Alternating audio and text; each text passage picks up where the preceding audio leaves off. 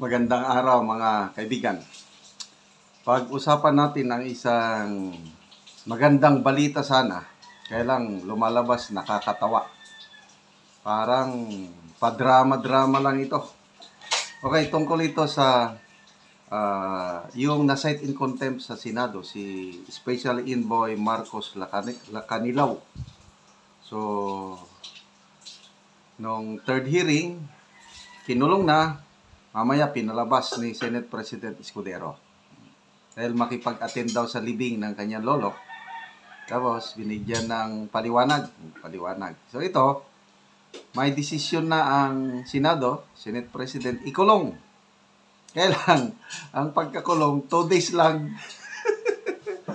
Imbes na good news na sana, dahil at least may makukulong na. Ay hostisya na yung nangyari kay PRRD. Bakit 2 days lang? Ito, sa ABS-CBN News, balita, Senate detains Special Envoy who accompanied Duterte to The Hague. Ito yung dahilan bakit nakulong ang Pangulong Duterte. Siya ang pumirma ng mga papeles. Okay. Senate President Francis Escudero. Tingnan nyo ha. Kayo ang humusga kung maganda ba itong ginawa ng Senate President. Escudero has ordered the detention of Ambassador Marcos Lacanilaw, who was held in contempt by the Senate Foreign Relations Committee for testifying evasively during its investigation of the arrest and surrender of former President Rodrigo Duterte by the Philippine government to the International Criminal Court to stand trial for crimes against humanity. Lacanilaw personally handed over Duterte to the ICC. So ito yung nakalagay sa order na pinirma ni Senator Escudero. After careful evaluation, Ambassador Lacanilaw is hereby ordered placed under the custody of the Senate of the Philippines for a period not exceeding 2 days. I think nagsimula kagabi. 2 days. Having failed to satisfactorily explain through a clear statement of facts why his answers during the hearing were not evasive. Further, he is admonished to attend future hearings and provide truthful answers to questions propounded during the inquiry. So, a show cause order was issued to Lacanilaw on April 11 after the committee made its ruling on April 10. By April 15, Lacanilaw sent a reply to the show cause order explaining why he should not be held in contempt and reiterating his lack of personal knowledge as to whether Duterte was presented before competent national judicial authorities. Senate Sergeant of Arms Robert Ancan sent a memorandum to Secretary Renato Banog of the Senate stating that Lacanilaw received his detention order. Senate spokesperson Banyas confirmed that Lacanilaw, Special Envoy on Transnational Crime, is now in Senate custody. A copy of the order was sent to the office of the Special Envoy for Transnational Crime at 3 o'clock in the afternoon, kahapon. After which, his legal counsel immediately proceeded to the office of the Senate Secretary to confirm the said order. Ambassador Lacanilaw voluntarily presented himself before the Senate to personally receive and comply with the order. Okay. Ambassador Lacanilaw went through standard procedure and was checked by the Medical and Dental Bureau. He shall remain in custody of the Senate for a period not exceeding 2 days. Senate Foreign Relations Committee Chair Amy Marcos has yet to issue a statement. Ay, sigurado, magre-reklamo yan sina Senator Amy, Senator Bato at iba pa, Senator Cayetano. So, ano naman ang masasabi nyo mga kaibigan? To me, maganda na sana. Kailang, binigyan 2 days lang. Doon na, nakakadismaya. Bakit 2 days lang? Samantala si Colonel Grijaldo, more than 3 months na nandun, nakakulong pa rin. Kita mo yung Okay, magbasa tayo sa mga comments.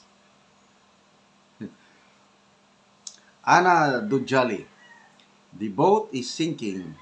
Gums and noses are bleeding. Who do you call? Let's cheese it. Glenda Paho, what a change of heart.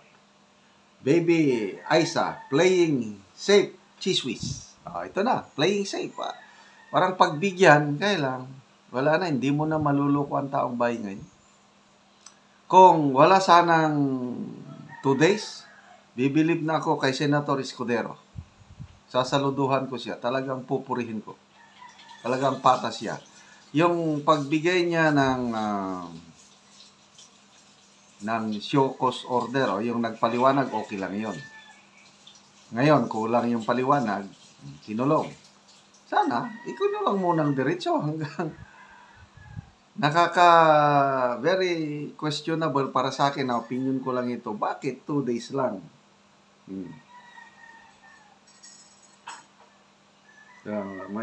Ayan. Reyna Clue, trust and approval ratings maybe. Para bang na-pressure sila dahil pabulusok na ang trust and approval rating ng Pangulo eh. Ito nga, Revened Oner Bumol. Cheese changed his mind after Marcos' trust and approval rating is down. Okay, ito pa, political news. Picture please as proof. Yan.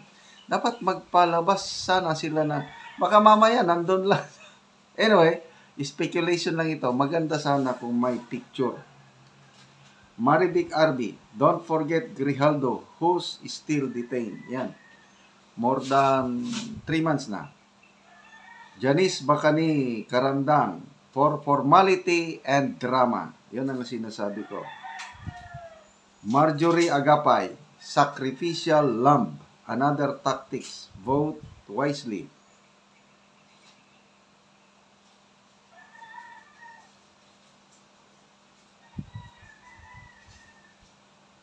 Merita Ruth, cheese is getting more pungent. Strong taste kong as ginamos pa, maus na. Wait and see. Send memes. Desperate move, but it's too late. The public has already locked in their bets for this election. Correct. Nakadecide ng mga tao sinong iboboto nila. Ayang padrama effect na yan, wala na yan. So, sayang. But let's face it, that's reality. They are powers that be. Basta kawawa si Colonel Grijaldo.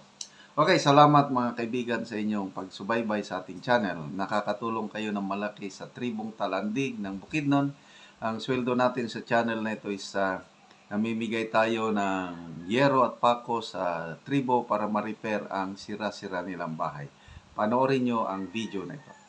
Mao na pod ni kadtong lansang nga ipanghatag sa Gabalay. O amo ni karong timbang-timbangon ihatag sa mga tao nga magbalay. So walo ni tanan ka karton.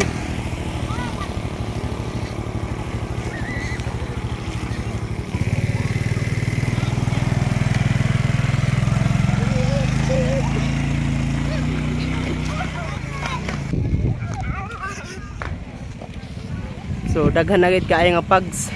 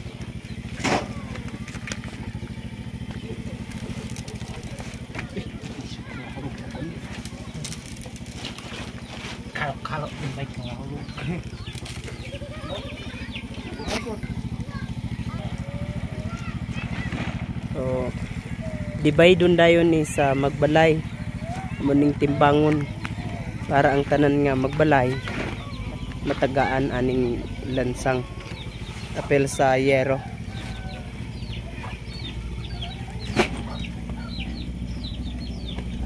Pero hindi dia.